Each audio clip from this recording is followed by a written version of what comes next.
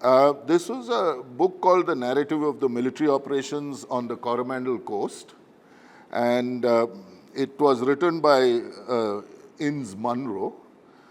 He was the captain of in the late 73rd Lord MacLeod's Regiment of Highlanders. This I acquired overseas, actually, in London, and it attracted me to a set of books. Actually, there's one which is primarily the battles of Hyder Ali, and there's another similar one which was the battles of Tipu Sultan. And the Coromandel Coast was very important because Arakamedu was an ancient port town from the Roman times, which was near Pondicherry, and Masulipatnam was from where a lot of textiles were taken, and precious stones, etc., from interior Tamil Nadu, especially the beryl stone. So there was a lot of importance given to the Coromandel Coast. This is a book from 1789 and essentially covers the arena of battle and politics in southern India. And it was a complex scenario right there because the British, the French, the Dutch, and the other Islamic sultanates of the south, led mainly by Hyder Ali of Mysore. So there was much happening around there, and the battle scenes that took place over a period of 4 years between 1780 and 84 are captured in this book. It's particularly special because it talks about each of the engagements in this period and how superiority swung from Hyder Ali and the French to the British, partly also as a proxy of what was going on in Europe. The French were on the side of Hyder Ali, and then in Europe, the French and the British participated in a treaty which brought peace there, and it caused the French to disengage at this end. And this literally left Hyder Ali high and dry. But still, the man fought many a battle to try and preserve his kingdom, which was essentially out of Srirangapatnam, but covered all the way to Arcot and Malabar. And this particular one, which I'd like to show the map of, is the Battle of Porto Novo. Porto Novo was, of course, a Portuguese settlement, a new port, but it was very near Kadalur and present-day Pondicherry. It was one of the most important trading ports, and therefore to capture Porto Novo and keep it was very important for any of the colonials. And British actually won these three successive battles, and that kind of turned the tide and eventually led to what they call the Treaty of Mangalore. But it's interesting to see a map and the battle plan, because you can see literally what happened on each day. The soldiers of Hyder Ali, the British camp, how they moved around. You can see the movement of the forces. So I think this particular map is special. There are a few maps in this book relating to the other battles too. This was the battle in which Tipu attacked Lieutenant Colonel Bailey, who was one of the very important personas in this engagement over this period of 4 years.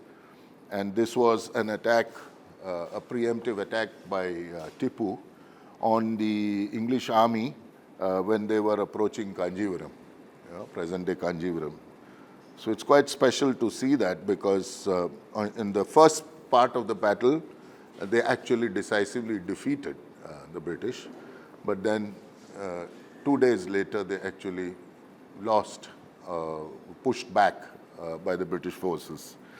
So it was a bit of a seesaw, and the arena was in what is present day, eastern Tamil Nadu, between, say, Pondicherry, Madras, and Kanjivaram, in that triangle.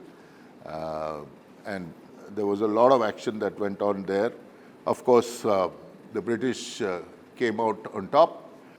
So if you see in this, Battle of Porto Novo, one of the interesting things is, because this is a British document, the way they exaggerate the opposition numbers, because here they say that Battle of Porto Novo was gained by 8,000 British troops under Lieutenant General Sir Hyder Coote over 100,000 Mysoreans.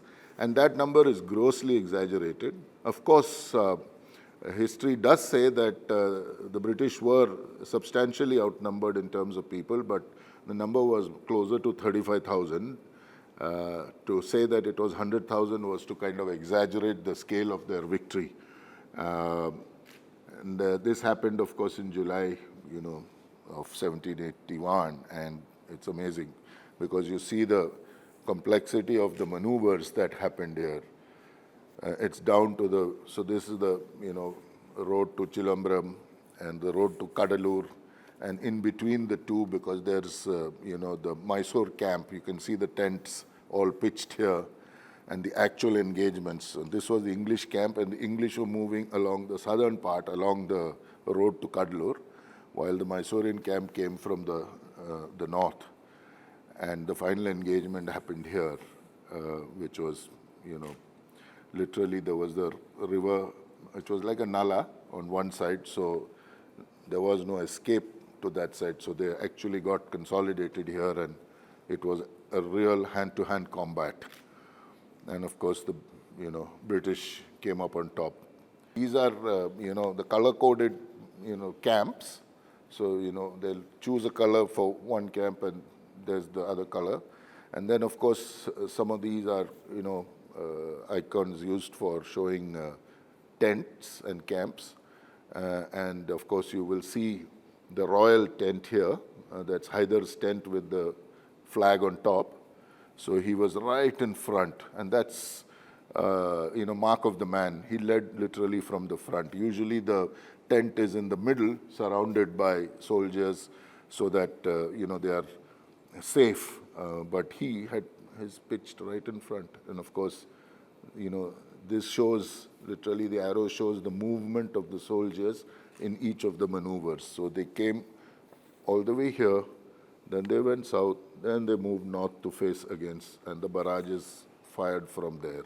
And you can see these are signs of barricades from behind which they would have, either used firearms or actual rocket launchers.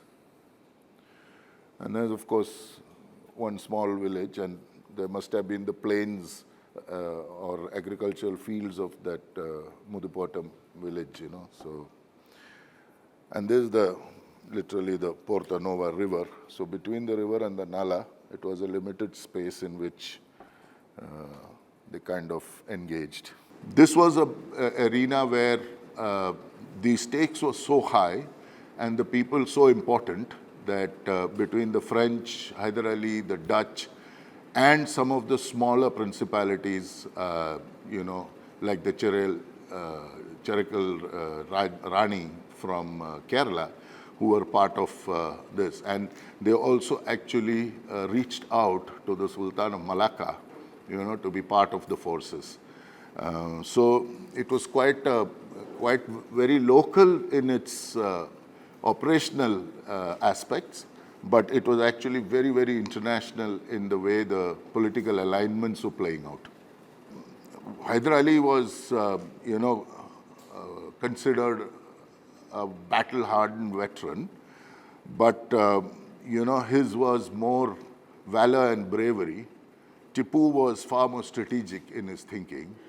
And in these battles, actually, we see Tipu take the lead on many an occasion and actually win the battles and the engagements. So that proved to Tipu that there was a way to beat these guys. And interestingly, these were some of the skirmishes where the Mysore rockets were used for the first time. And in the battles of southern India, that was a revelation, especially to the British, who had not seen these kind of rockets being used in the field. In fact, they actually took a lot of these back to England to study them and replicate them. So the Mysore rockets became very famous as part of these engagements.